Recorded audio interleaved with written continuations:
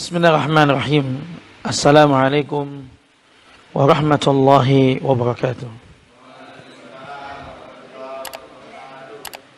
Innal hamdalillah nahmaduhu wa nasta'inuhu wa nastaghfiruh wa na'udzu billahi min shururi anfusina wa min sayyiati a'malina. May yahdihillahu fala mudilla lahu wa may yudlil fala hadiya lahu. Asyhadu an la ilaha illallah wahdahu la syarika lah wa asyhadu anna Muhammadan abduhu wa rasuluh. Allahumma salli wa sallim ala rasulina wa habibina Muhammad sallallahu alaihi wasallam wa ala alihi wa ashabihi wa man tabi'ahum bi ihsanin ila yaumidin, amma ba'd. Bawa catatan semuanya sudah? Buka pulpennya mana? Enggak punya pulpen? Nih pulpen.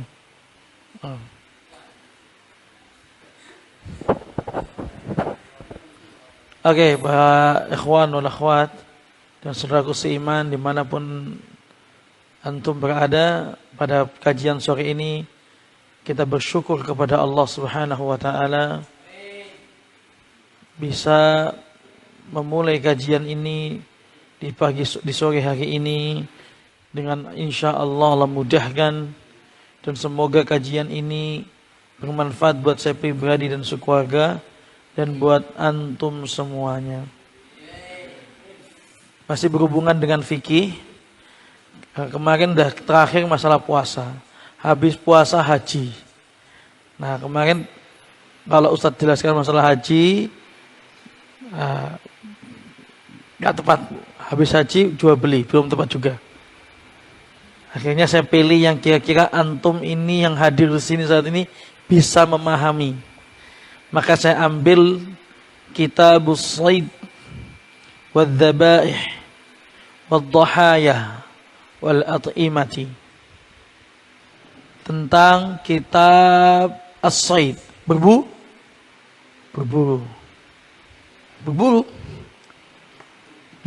Iya berburu. Oleh mano?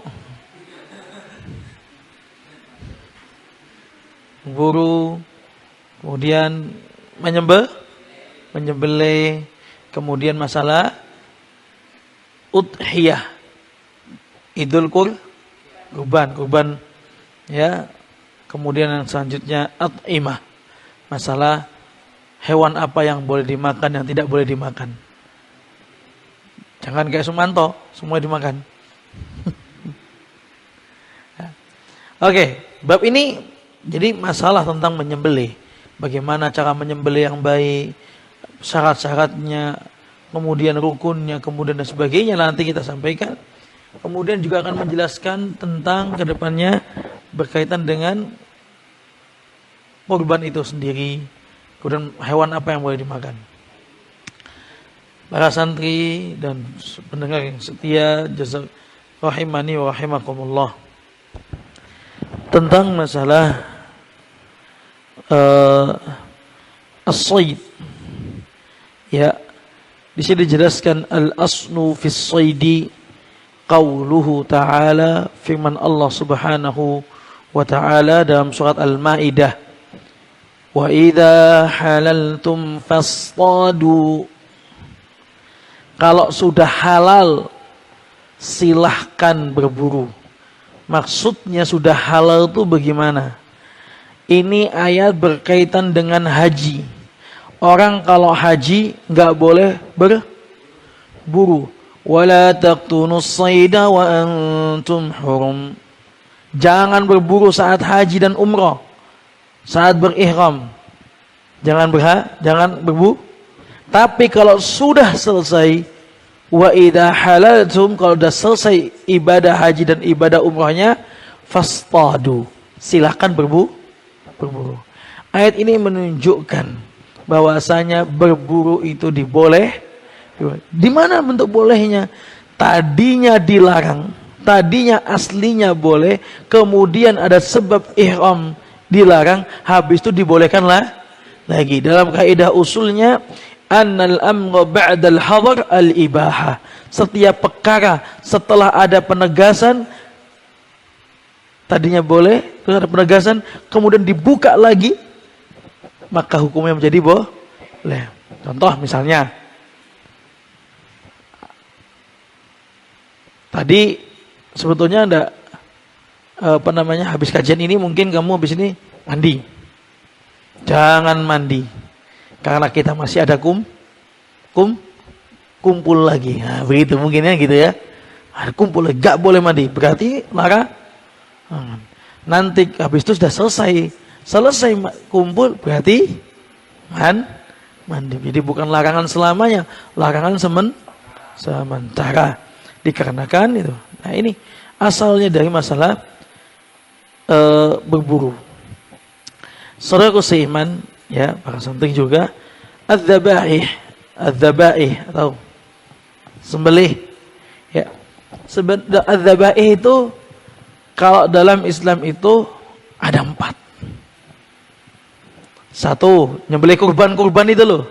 Ada saat pertama disebut dengan wila jenisnya sapi. Jenisnya gue itu jenisnya. Yang pertama itu disebut dengan al-hadyu. Hadyu. Siapa? Al-hadyu. Apa itu al-hadyu? Dia memberi hadiah atau membawa satu ekor kambing kurban di musim bagi haji tamattu wal qiran. Itu dia bawa apa? Hadyu. Hadyu itu bisa onta, bisa kambing. Jadi jamaah umrah, jamaah haji yang berangkat pasti dia akan membayar hadyu. Apa itu? Alladzi yuhda ilallah, yang dihadiahkan kepada Allah. Bentuk syukurnya kepada Allah, karena dia menjadi tamu-tamunya Allah. Duyufullah wa duyufur rahman, tamu-tamu Allah. Sehingga dia bayar hadyu. Yang kedua disebut dengan al-fidyah. Al-fidyah. Apa itu fidyah? Tebusan. Dia alladzi yujbar alai. Karena dia dipaksa untuk itu. Dia dipaksa harus membayar karena melakukan mungkin sebuah kesalahan. Fidyah diantaranya di masa musim haji adalah atau umrah adalah korban. Bisa kambing, bisa onta. Oke, bisa itu. Yang ketiga yang disebut dengan adhahi. Apa adhahi? Iya, Idul Adha. Saat Idul kurban. Yang ketiga. Yang keempat, alhamdulillah, al-aqiqah. Aqiqah. Apa Mbak? Al-aqiqah. Yang keempat, al-aqiqah. Itu juga nyembelih maksud tuh. Kowe tahu tuh. Pernah tuh datangnya orang akikah makan onta. Ya nyembelih kambing. Oh, kambing. Nyembelih kambing. Kamen kaken aku jadinya ikutan juga katanya. Nyembelih kambing. Jamaah rahimakumullah. Jadi satu tadi al-hadyu saat haji, al-fidyah saat dia bayar tebusan, yang ketiga adhahi saat Idul Kurban, yang keempat al-aqiqah. Semua ini perhatikan ini Allah syariatkan mereka semuanya ini nyembelih ini, 4 hal ini. Perhatikan kenapa, apa hikmahnya menyembelih ini. Semua disuruh nyembelih kan tadi. Coba haji, ya Allah, fidyah, kemudian kurban, kemudian ternyata semua ini adalah hikmahnya adalah bentuk, semuanya itu bentuk syukurnya kepada Allah. Bisa haji, bayar fidyah karena melakukan pelanggaran besar. Idul kurban, ma min amalin ahabbu ilallah, ya, pada amalan paling mulia pada idul adha apa? Ihraqud dam. Tidak ada amalan paling mulia, ya, melainkan yang apa? Mengalirkan darah. Maksudnya menyembel. Siapa yang punya, ayo sembelih. Sembelih kambing. Semua ini bentuk syukur kepada Allah. Artinya para ikhwan, ternyata menyembelih merupakan ibadah kepada Allah, maka tidak boleh menyembelih kepada selain nyembelih untuk jembatan. Ki penunggune ki jin gundul. Nah iya, nah kok gendruwo terus. Kadang-kadang kita kasih nama lain ya, jin gundul ya. Jin botak ya. Tuyul mungkin.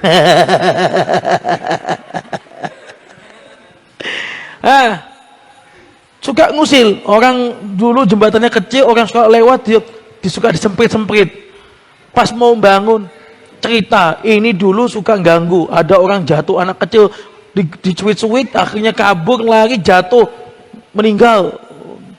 Akhirnya dibesarin untuk jembatan, tapi harus nyembelih apa? Ayam biasanya. Kalau kalau itu kecil jembatannya, kalau jembatannya besar, sapi. Darahnya setelah disembelih, darahnya kemudian ditumpahkan di jembatan tersebut, biar penunggunya itu pergi. Lah gimana pergi? Oh, dikasih makan kok. Emang nyaman yang kono. Akhirnya setelah jadi jembatan tetap juga ganggu. Pak kasih kuwi. Rugi. Ini menyembelih, dan ini termasuk syirik besar. Kenapa tadi? Semua menyembelih itu adalah ternyata bentuk syukur kepada Allah. Bentuk syukur kepada Allah. Sehingga tidak boleh diberikan kepada selain Allah. Ya. Nah, tadi itu ada al-hadyu, kemudian al-fidyah, kemudian adhahi. Idul kurban ini menggunakan apa? Kalau kurban ini, kurban menggunakan sapi, onta, kambing. Kalau usia onta itu minimal 5 tahun. Setahu saya 5 tahun. Usia 5 tahunan dia disembelih. Ya. Kemudian usianya sapi 2 tahun. Usianya kambing, kalau itu dari do'n, ada do'n, ada ma'iz. Do'n itu wedhus sing banyak bulunya apa itu? Kibas. Dom disebut dengan do'n. Iya, doi. Mantan loh. Sindingan mantan doi. Do'n. Ya, itu 6 bulan, 6 minimal. Kalau ma'iz itu wedhus kacangan gitu. Tuh, kambing kacang tuh ya. Kambing Jawa. Itu minimal setahun. Kapan waktunya? Ya saat setelah terbitnya matahari. Selesai sholat, bukan sebelum sholat. Oh, terbit matahari. Selesai sholat, bukan terbit matahari. Selesai sholat, baru disembelih. Kalau sebelum selesai sholat disembelih, itu jadinya sedekah kambing, sedekah, bukan kambing kurban. Makanya diperhatikan saudaraku. Sekian, jamaah. Ya.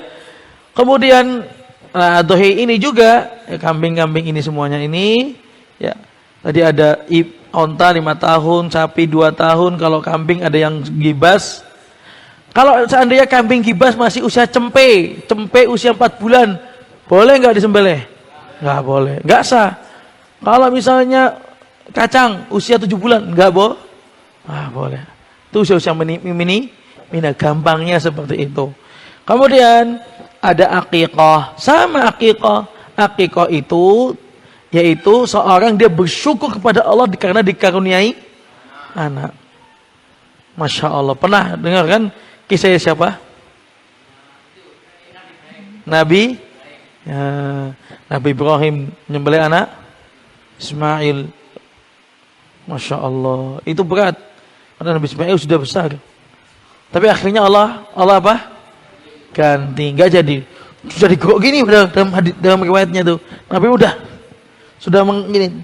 Ternyata kemudian Allah berfirman, ya Ibrahim, qad saddaqta ru'ya. Wahai Ibrahim, sudah cukup berarti. Sudah terbukti imanmu. Terbukti iman? Wih. Iman ini penting. Mas bro. Kamu di sini belajar dan sudah seiman dimanapun antum berada. Iman itu penting. Benar. Iman itu penting. Gini. Pentingnya iman itu ya dikarenakan apa? Abu Bakar radhiyallahu anhu ya. Itu juga imannya luar biasa.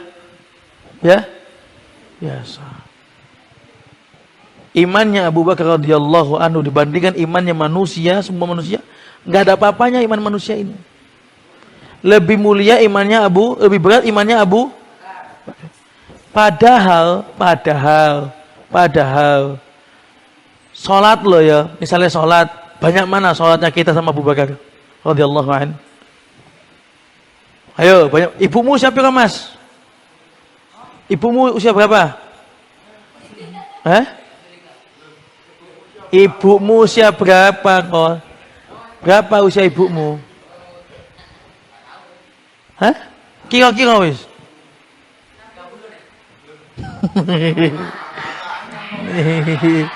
30. Mbakmu ini 30. Oke, biasanya mungkin 50-an ya. 50-an. 50. Nah, lah ibumu loh, bapakmu sholatnya sejak mungkin sebelum balik udah diajari sholat. Berarti sholat sudah berapa tahun? 40 tahun Nah, Abu Bakar radhiyallahu anhu sholat usia, mungkin taruhlah sholat masuk Islamnya Abu Bakar, usia Abu Bakar 38 tahun. Meninggalnya 63. 63 Abu Bakar meninggalnya sama dengan Rasulullah. Artinya kalau jumlah sholat banyak, kita sejak kecil, lah Abu Bakar baru usia 38 baru sholat. Banyak mana? Banyak ibu sampai, banyak bapak sampean. Tetapi subhanallah imannya Abu Bakar luar biasa. Kenapa? Karena Abu Bakar lebih mulia karena iman. Ya, makanya ilmu yang kau pelajari di sini jadikan itu sebagai sistem keimanan hati kita. Tahu sistem keimanan? Jadikan sistem keimanan. Ilmu yang kita dapatkan, minta sebagai sistem keimanan yang membentengi kita. Oke, kita lanjutkan. Jadi al-aqiqah. Aqiqah itu hari ke-7, hari ke-21, 14 dan hari ke-21. Ini yang afdol. Namun boleh saja seandainya dia kecil belum diakikahi terus akikah. Boleh indak qauli rajih. Ya. Boleh saja ya. Walaupun ini juga mungkin juga jarang di masyarakat.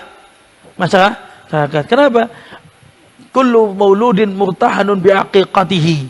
Setiap orang anak itu yang lahir itu dia tertahan dengan akikah.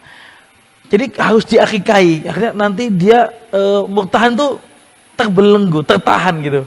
Artinya insya Allah kalau diakikahi lebih barokah, lebih insya Allah banyak kemudahan yang Allah berikan. Karena bentuk syukur kepada Allah Subhanahu wa ta'ala. Oke. Nah, ini pembukaan masalah menyembelih. Sekarang kita baca masalah menyembelih ya. Kalau masalah menyembelih firman Allah Subhanahu wa taala dalam surat Al-Maidah ayat 3 itu uh, apa? Hurimat alaikumul maitatu waddam. Nanti wa ma akalas apa? Wa ma dzubiha 'alan nusub. Nah, disembelih. Itu boleh. Tadi kita sebutkan bahwasanya menyembelih merupakan ibadah kepada Allah Subhanahu wa taala. Maka kita harus baca. Kita baca sekarang di sini. Ma qudira qala musannif Imam Abu Syuja rahimahullah, ma qudira ala zakatihi wa zakatuhu fi halqihi wa labbatihi. Apa yang qudira mampu untuk disembelih, maka nyembelih hewan itu apabila mampu disembelih. Maksudnya kita mampu menyembelihnya karena milik kita, karena itu kita kandangin dan sebagainya, apa milik kita itu, maka silakan sembelih. Maka disunahkan untuk tatanya nyembelih. Fazakatuhu, saat nyembelih itu fi halqihi walabbatihi, atau di kerongkongan yang atas dan yang labbah itu leher atas dan leher bawah. Maksudnya saluran nafas dan saluran makanannya itu disembelih di situ, disembelih ya. Wa ma la yuqdaru ala zakatihi fa zakatuhu aqruhu haitsu qudira alaihi. Dan apabila tidak mampu kita itu menyembelih, maka kita sembelihnya sesuai dengan keadaan saat itu. Jadi gini, di dalam kitab ini dijelaskan bahwa menyembelih itu ke hewan ada dua keadaan. Keadaan pertama, kita mampu menyembelihnya. Keadaan pertama, kita mampu menyembelih.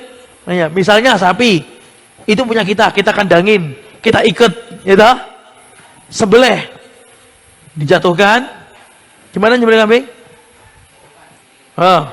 Dijegal, dipeluk, banting, itu kan. Habis itu disembelih. Itu bagian sini, nanti ada di sini ada urat, sini urat atas dan urat bawah. Ya, itu nanti ada urat bagian untuk nafas dan urat bagian apa? Maka itu harus putus. Hulqum dan mari, namanya dalam bahasa Arab hulqum dan mari. Mari itu tempat nafas, keluar nafas. Itu harus putus. Syaratnya dua ini.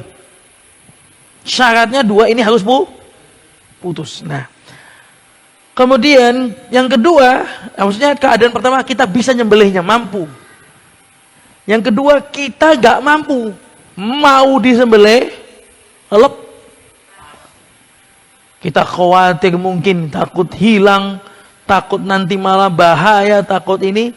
Kemudian itu sebetulnya silahkan, boleh ditombak, dipanah, dibedil loh. Ya iya, misalnya nembak bismillah. Ya gitu. Paham? Loh, ini jangan disampaikan, padahal itu bisa saja kejadian. Ini perlu kita dalam kitab ini. Jadi dalam mazhab Imam Syafi'i dijelaskan di sini, Abu Syuja sini, bahwa dua keadaan. Keadaan pertama, dia bisa kita sembelih, kita mampu. Yang kedua, kita nggak mampu. Maka kalau nggak mampu, apapun keadaannya, seandainya pun nanti setelah misalnya dipanah, misalnya ditembak, misalnya diapain, tombak, meninggal, itu insya Allah bukan maitah. Tahu maitah, bang? Nah, maitah itu bangkai, disebut bangkai. Hurimat alaih, diharamkan makan bangkai, bukan bangkai. Kenapa? Karena kondisinya tadi tidak bisa kita sembelih, kita tidak mampu. Di keadaan bagaimanapun silahkan. Nah, jamaah rahimahni wa rahimakumullah, ya. Artinya kalau kita mampu, artinya begini, kalau kita mampu, maka kita memiliki cara menyembelih dengan syar'i. Kalau kita nggak mampu, maka tidak ada cara tertentu. Jelas ini? Bisa dipahami?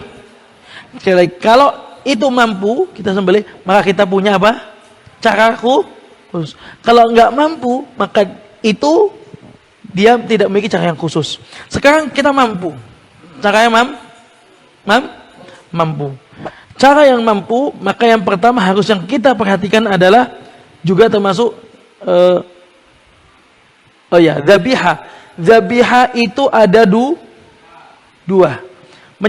Cara menyembelih itu ada dua. Tadi kalau yang mampu ada dua cara. Cara pertama disebut dengan az-zabah. Dabah itu sendiri. Az-zabhu. Menyembel. Yang kedua an-nahru. Cara yang kedua an-nahru. Apa nahru? Menusuk, ya, melukai bagian lubah, bagian leher pangkal leher. Nah, zabah secara umum. Nahar itu biasanya untuk hewan-hewan yang lehernya panjang. Misalnya dinosaurus. Ada nggak? Panjang nggak sih lehernya? Jerapah. Boleh kita pakai apa? Nah, yang dulu di zaman Nabi adalah Allah, sebagaimana hadisnya Asma menceritakan naharna farasan fi ahdi Rasul. Begitu juga kuda. Sebagaimana hadis Asma naharna farasan fi ahdi Rasulillah SAW. Kami dulu dari hadis Asma itu dulu kami dulu di zaman Nabi itu onta itu diapain? Kuda juga dinahar. Apa tadi nahar? Jadi ontanya sebagaimana dengan firman Allah Subhanahu wa taala dalam surat ini wal budun ini. Surat Al-Hajj ayat 36. Allah Subhanahu wa taala berfirman tentang menyembelih di zaman dulu. Wal a'udzu billahi minasyaitonir rajim. Wal budna ja'alnaha lakum min sya'airillahi lakum fiha khair. Fadhkuru ismallahi 'alaiha shawaf. فإذا وجبت جنوبها فكلوا منها وأطعموا القانع والمعتر كذلك سخرنا لكم لعلكم تشكرون. والبدن, apa budun? Unta. Ja'alnaha lakum, kami jadikan bagi kalian min sya'airillah, termasuk syiar-syiar Allah. Lakum fiha khair, bagi kalian itu onta banyak kebaikannya, memperoleh kebaikan padanya dari onta. Fadhkurusmallah, maka sebutlah nama Allah. Alaiha shawaf, ya, tatkala menyembelih onta. Apa shawaf itu? Ontanya sebutlah, sembelih, nahar dengan menyebut nama Allah. Dalam tafsirnya Ibnu Abbas radhiyallahu anhu, dahulu para menyembelih onta itu Nabi SAW 3 kaki onta berapa? 6 pong. Oh ya 4. Ngerti ya 4 biar kamu nggak fokus, biar kamu fokus di sini. Onta 4, sapi? Kambing? Ayam? 2. Oke. Nah, itu 4. Jadi kaki yang kanan, kaki depan kiri diikat. Jadi yang berdiri 3 kaki. Habis itu tusuk. Tusuknya disebut dengan apa? Nahar. Fasalli li rabbika wanhar. Surat apa itu? Surat yang paling kamu sukai? Al-Kautsar. Inna atayna kal Kautsar. Fasalli li rabb wanhar. Nahar. Ya itu begitu. Nah itu yang menyembelih. Nah, jadi cara menyembelih itu ada yang bisa kita mampu sembelih hewan itu ada 2. Ada disebut dengan zabah, ada disebut dengan nahar. Nahar tadi itu. Jelas? Nah, kemudian dikatakan di sini, ya, dengan berdiri, dengan membaca nama Allah Subhanahu wa taala.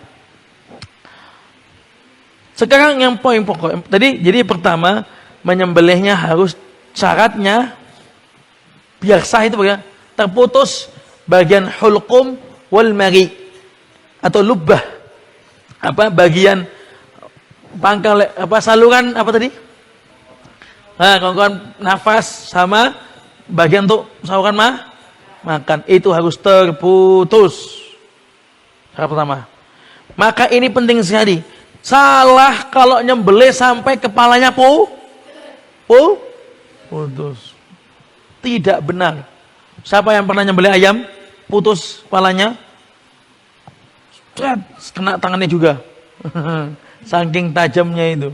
Atau siapa yang juga nyembelih ayam enggak putus-putus. Pisaunya enggak landep. Nah, bahaya juga itu, dosa juga. Nah, ini tadi harus putus. Kalau putus kepalanya bagaimana?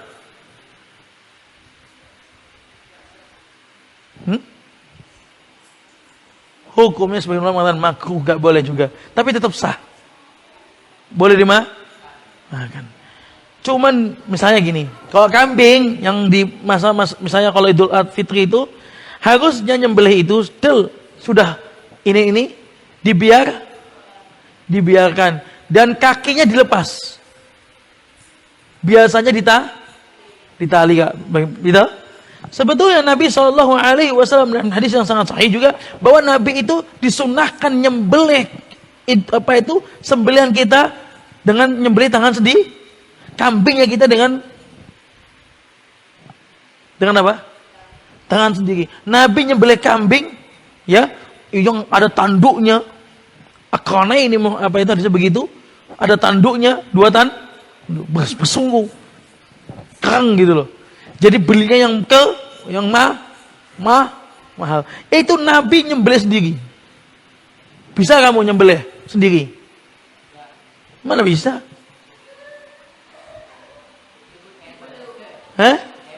Ditembak dulu baru disembelih. Gue gak bisa dah mana ini. Nah itu caranya nyembelih bagaimana sendiri? Dipeluk, disuruh tidur. Ya gak dipeluk, diginiin. Ini kambing nih, diginiin kakinya. Peluk gini terus banting taruh. Setelah itu bagian leher kamu tekan dengan sikut ini, set gitu. Ya, benar-benar begitu. Kemudian sambil itu dielus-elus dulu. Dinina ibu, Nina bobo, oh Nina bobo. Kalau tidak bobo tak sembelih.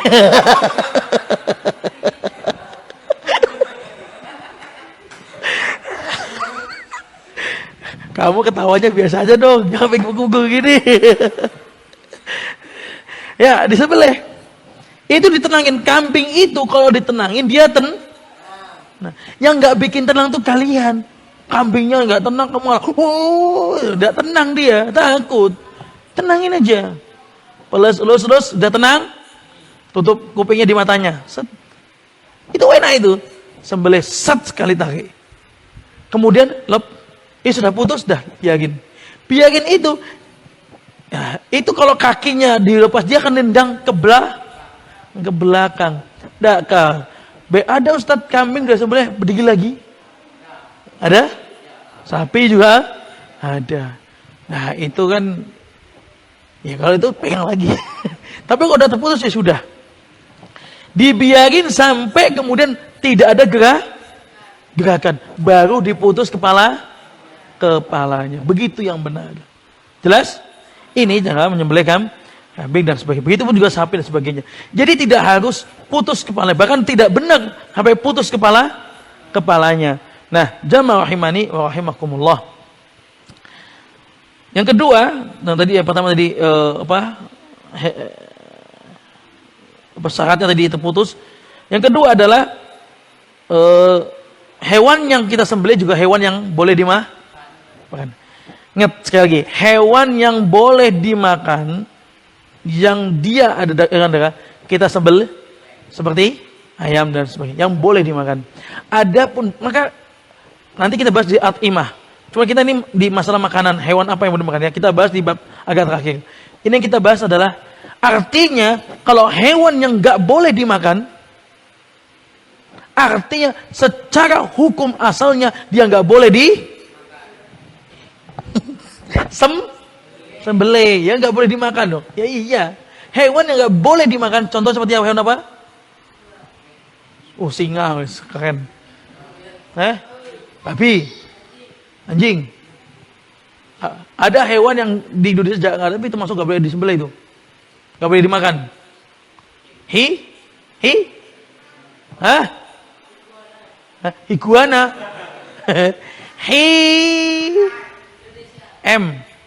Himar. Himar gak bo? Gak bo? Himar. Keledai. Gak boleh.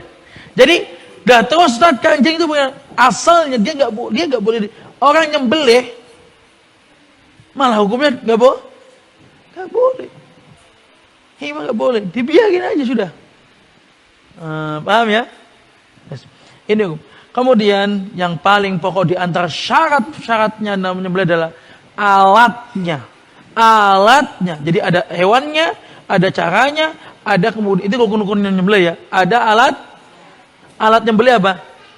Syaratnya. Pertama, dia ada yang jelasnya dalam hadis Abu Nawawi itu apa? Wa idza dzabhtum fa ahsinu dzabhah.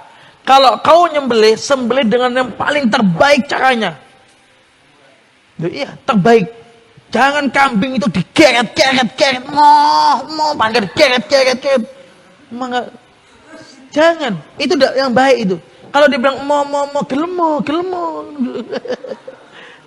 Enggak, kalau dia baik dirangkul, disayang, diajak nyemeyo lagi bateken. Jadi yang paling pokok adalah intinya ya saat itu fa'ahsinu dzabha, sebaik-baik mungkin kita caranya menyembelih. Kata Nabi SAW kemudian wal yuhidda safratahu. Tajamkan pisaunya itu, harus tajam. Pernah enggak lihat orang nyembelih sampai berkali-kali krek gitu? Pernah enggak lihat orang nyembelih gitu? Pernah Idul Kurban ya nyembelih kan? Sembelih sampai berapa kali nih? 4 kah? Sakit loh itu. Apa hikmahnya tajam? Kalau tajam, seret langsung keluar darah. Enggak sah? Coba kalau bahaya. Sudah kebeler, tambahi lagi. Ya Allah, itu kok sapinya bisa ngomong, wis iso pogat aja nih. Ngalih ngono. Pasti ngomong gitu. Tapi ya sapinya Masya Allah, sapinya sabar. Ini termasuk salah. Tidak boleh. Katanya sapi itu dia imamnya yang beli. Sapi ini makmum. Imamnya salah, sapinya bingung. Itu termasuk dosa. Ya, tidak termasuk berbuat baik kepada hewan. Wal yuhidda safratahu wal yurih dabihatahu. Kemudian istirahatkan tuh, alhamdulillah itu. Jangan kasih makan dulu. Jangan kemudian juga dilihatkan pisaunya ke depannya apa? Tapi misalnya sapi mau sembelih. Takut lah. Sampai misalnya melanggar peraturan apa? Enggak nulis misalnya. Kemudian sama ustadznya kayu diginiin. Ponjo.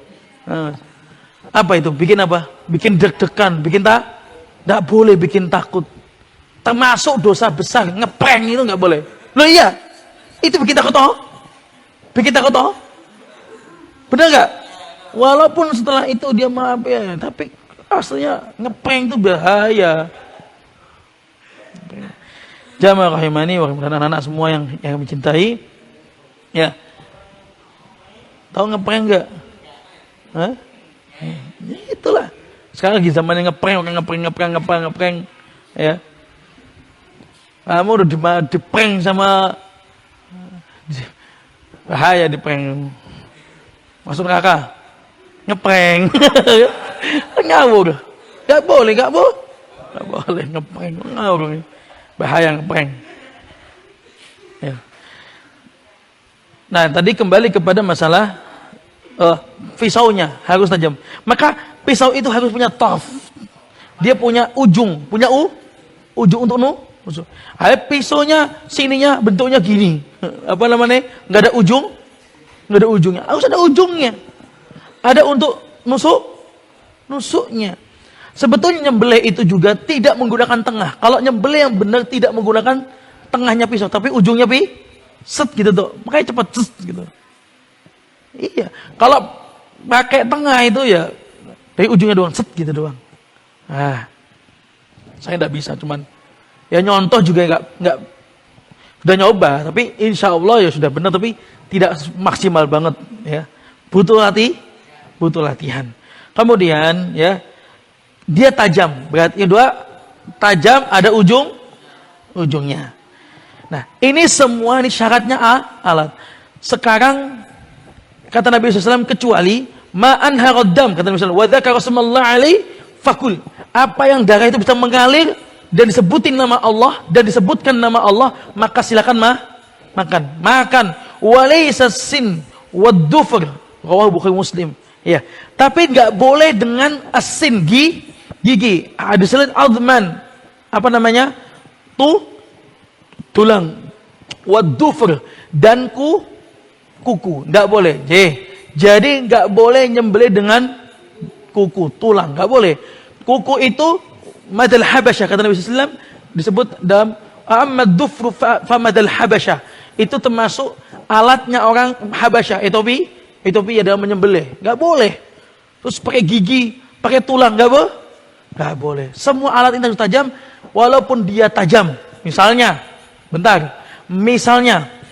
sapinya udah sesuai dengan syarat, disembelih dengan putus uratnya, putus lubah wa hulqum, saluran nafas dan saluran makannya udah putus itu. Kemudian tapi menggunakan tulang atau benda tumpul, boleh nggak? Besi misalnya, maka hukumnya sembelihan tersebut menjadi bangkai, haram dimakan. Ini penting sekali. Ya. Kemudian yang selanjutnya adalah yang keempat adalah yang menyembelih adalah yang kitab lain ditambahi lagi au kitabiyan. Tahu kitabiyan? Yahudi atau Nasrani? Boleh. Uhillalakum wa ta'amul ladina utul kitaba hillul lakum wa ta'amukum hillul lahum. Makanan orang-orang ahlul kitab boleh kita makan. Mereka pun juga boleh makan punya kita. Artinya ahlul kitab. Siapa ahlul kitab? Yahudi dan Nasrani. Jadi yang menyembelih wajib orang muslim. Dan kemudian seandainya pun bukan muslim, dia Yahudi dan agama itu, dari Konyucu, Buddha, orang-orang murtad, liberal lagi, Syiah, sebutin sekalian, orang komunis, ateis, sembelihan mereka gak boleh contoh misalnya warung ayam yang punya orang Yahudi boleh, bro. Buddha misalnya, Buddha. Dia yang nyembelih, boleh nggak dimakan? Boleh nggak kita mampir? Nggak boleh? Gratis tapi. Boleh lah, gratis lah. Nggak boleh. Penting, harus muslim. Memang ada sebagian ulama dalam ini juga disebutkan juga bahwasanya di antara syaratnya ahlul kitab adalah yang mereka tidak mengubah. Namun yang benar tidak ada masalah. Karena Nabi SAW di zaman Nabi juga pernah makan yang orang dari makanannya sembelihannya orang Yahudi diundang. Itu di zaman Nabi SAW. Bukankah di zaman Nabi sudah dirubah? Ajarannya Yahudi sudah dirubah. Ayat Quran wa ta'amul ladzina utul kitaba halal lakum wa ta'amukum halal lahum. Tentang orang-orang makanan yang mereka boleh kita makan, itu juga agama Nasrani Yahudi sudah dirubah. Sebagian orang mengatakan, sebagian ulama mengatakan ya bahwasanya yang kalau mereka itu nggak disembelih dikarenakan nggak boleh dimakan ahlul kitab zaman sekarang nggak boleh beda dengan zaman dulu, tidak sama, yang pendapat yang kuat sama. Kenapa beda? Katanya sudah berubah. Bukankah diubah sejak zaman Nabi Muhammad sudah dirubah? Oh, mereka punya keyakinan Allah itu Tuhan tiga. Zaman dulu sudah juga diagi yang sama. Ini yang raji adalah ahlul kitab zaman sekarang pun tidak masalah. Nah, secara umum boleh juga Yahudi Nasrani. Oke, ada sumber masalah dari sebelum kita melanjutkan ada dua masalah. Masalah pertama, bagaimana hukumnya sembelihan yang enggak disebutkan nama? Kenapa orang Yahudi dan Nasrani itu boleh kita makan? Karena mereka pun saat menyembelih dalam agama mereka diajari menyebut nama Allah. Nah sekarang muncul pertanyaan, bagaimana sembelihan yang tidak disebutkan nama Allah? Haram, halal, haram. Nyembelih itu ibadah harus nama Allah. Nah masalah ini Syekh bin Baz rahimahullah mengatakan kalau seseorang saat dia menyembelih, ya, dia tahu hukumnya menyembelih itu wajib, kemudian dia sengaja meninggalkan, maka hukumnya menjadi bangkai. Ayam, menyembelih ayam, tahu ayam kan wajib nama Allah, Bismillah. Tidak menyebut nama Allah karena meninggalkan dengan sengaja.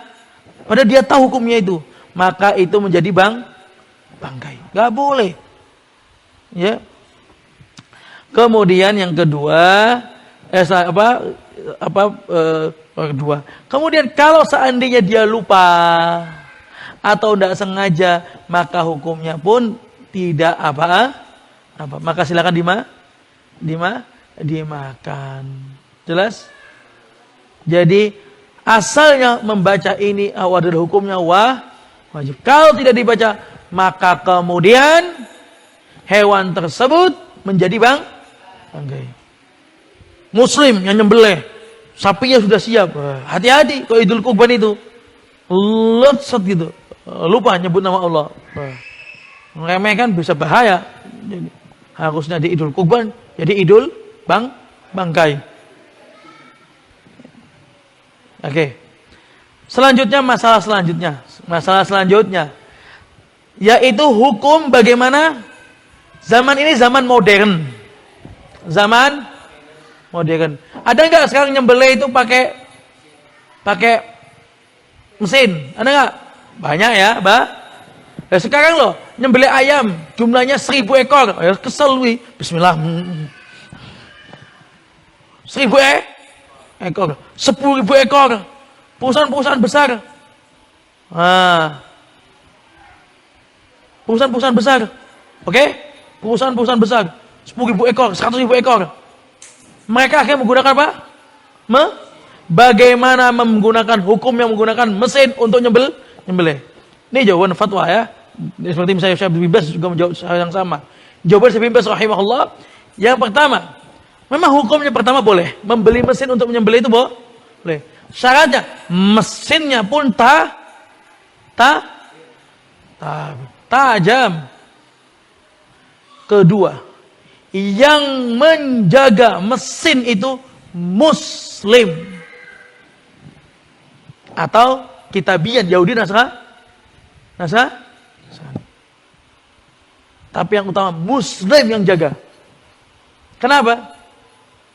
Nah, kemudian ketiga, boleh saja. Apakah setiap ayam mau dipotong Bismillah, jadi tombol kan kayak tombol ya, gitu. Bismillah, terus Bismillah, kayak gitu kan, Bismillah 100.000 kali. Nah, ataukah boleh saat sekarang zamannya beda? Kalau itu bisa lebih baik. Kalau seandainya sekarang ini nyalakan mesin tombol, jalan, maka cukup boleh saja, cukup sekali dedek Bismillah. Ya. Tapi ingat, siapa yang harus jaga? Muslim. Sekarang bolehkah menggunakan listrik? Taruh di sebuah ada air, masukin semuanya, disetrum. Mati enggak? Mati sambil bulunya keriting gitu. Disetrum kok. Bulunya jadinya pitik wale. Jadi pitik wale tahu ya? Bulunya kesetrum itu. Itu mungkin dulu pitik wali sejarahnya begitu. Lahir kesetrum. Pitik wali.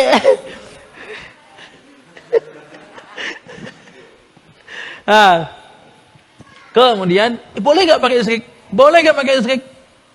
Pakai listrik boleh apa tidak? Nggak boleh karena syaratnya harus disembelih. Sekarang saya tanya, banyak nggak perusahaan-perusahaan yang menggunakan listrik? KFC? Boleh nggak pakai KFC? Kalau KFC nggak boleh kalau sedikit gitu ya.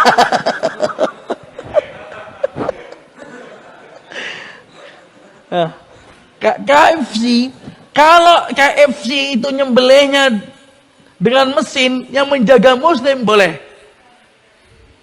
Tetapi KFC punya siapa?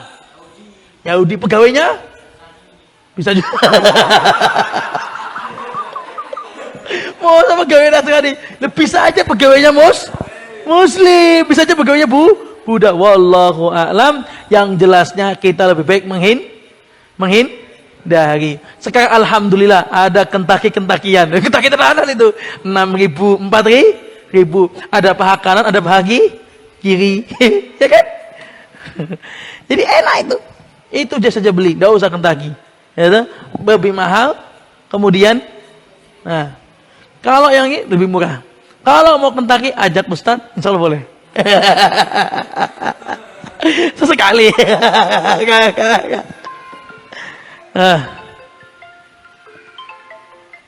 Jadi begitu ya, saudaraku seiman. Kalau Kentucky jelas kita hindari. Kita nggak tahu, wallahu a'lam. Mereka mungkin saja mereka nggak perhatian masalah ini, karena mereka mungkin bisnis. Di Saudi itu ada namanya al-baik. Al-baik itu lebih nikmat daripada Kentucky. Wallah nikmat banget.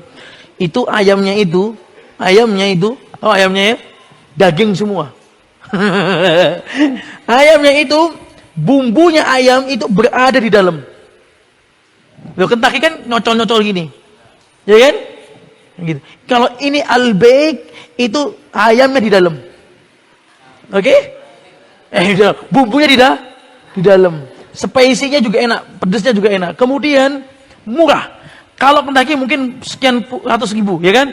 Kalau ayam ini satu ekor itu isinya itu harganya cuma 12-13 real sekarang mungkin ya, sekitarnya nggak sampai, mungkin tuh sekitar 60 ribu. Dan kemudian yang punya ini orang Palestina yang mungkin di Madinah, mungkin di Arab Saudi. Dan setiap pembelian al-baik ini ada sekian persen infak ke Palestina. Punya orang Muslim lebih enak. Al-baik itu masya Allah, ngantri mau beli itu 2 jam ngantri. Orang mau beli itu buka jam 11, jam 10 udah ada orang ngantri. Enak gimana? Lapar? Semoga nanti malam ini makannya ayam.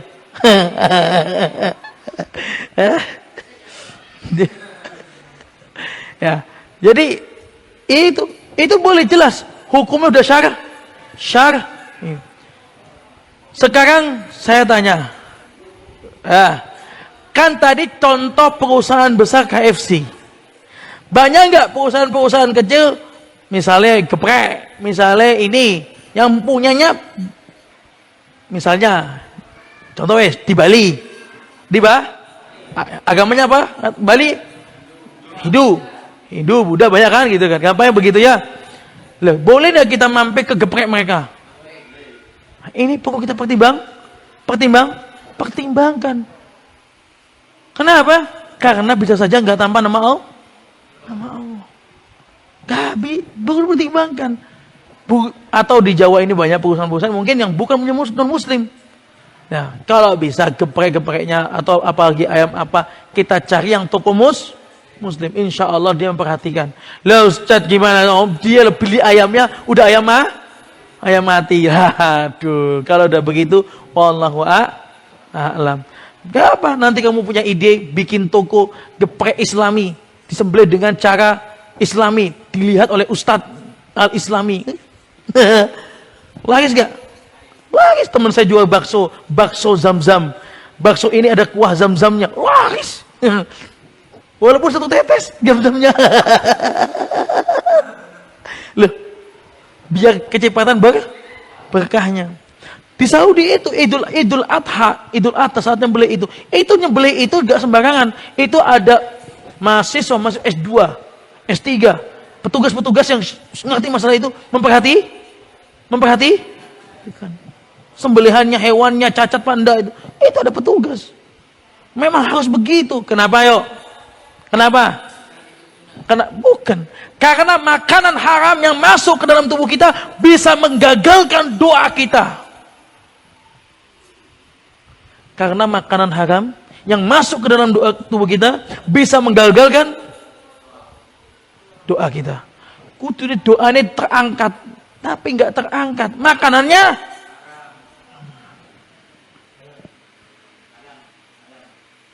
paham?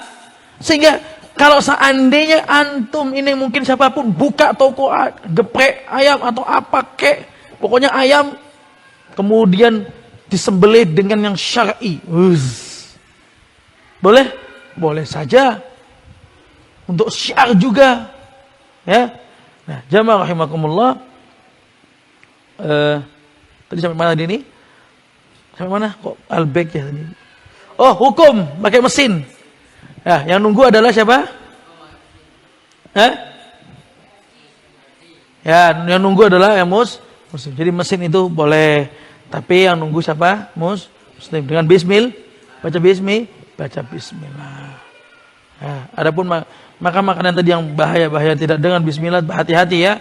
Karena bisa saja nanti itu malah, karena makanan itu bisa masuk ke dalam tubuh kita. Ya, dalam hadis Arba'in Nawawi itu, tidaklah, jangan sampai makan makananmu kecuali orang-orang yang bertakwa. Kenapa? Biar saat dia makan makanan kita, berkahnya, pahalanya dapat juga. Jelas? Nah, maka ini penting masalah ini. Penting. Kayaknya sepele. Ya Allah. Penting. Makanan itu menjadi darah dan daging di tubuh kita. Kamu bayanginlah. Sebuah rumah dibuat dari bata yang sudah berlumut, kotor. Apakah kuat? Gak kuat. Sudah rapuh. Sudah cepat hancur. Gak kuat. Sama tubuh kita ini. Gampang capek, gampang ini. Kita mari istighfar kepada Allah Subhanahu. Mungkin saja banyak sekali makanan haram masih dalam tubuh kita. Butuh kita berdoa kepada Allah Subhanahu wa taala. Hukum tadi dengan nyebut nama Allah nggak boleh ya. Kemudian apa lagi tadi? Pakai mesin? Boleh nggak? Nggak boleh.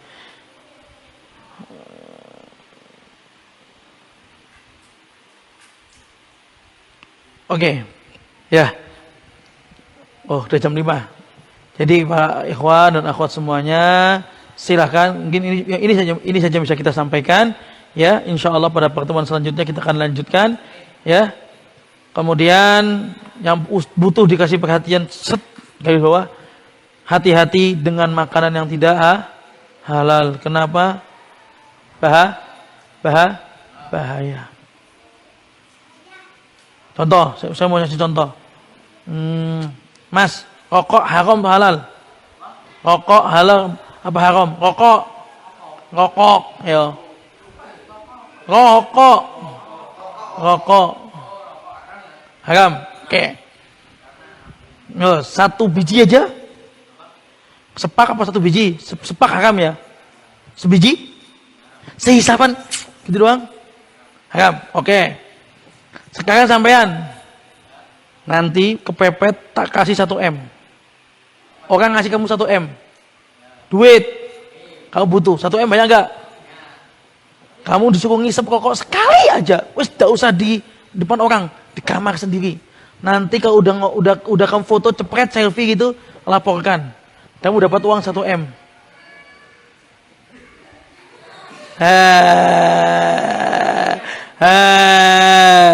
Haram nggak? Enggak. Haram nggak? Enggak kalau bismillah. Bismillah, wah, halal. Berarti babi, bismillah, babi halal.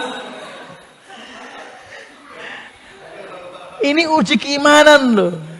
Haram nggak? Kasih uang 1 M, sepisan itu. Habis itu tobat sama Allah. Halal apa haram? Mana yang kamu ambil? Rokok atau enggak? Enggak, 1 M loh. Butuh duit loh. Hah? Hah?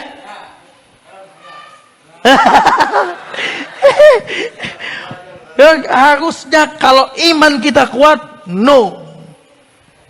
Walaupun cuma satu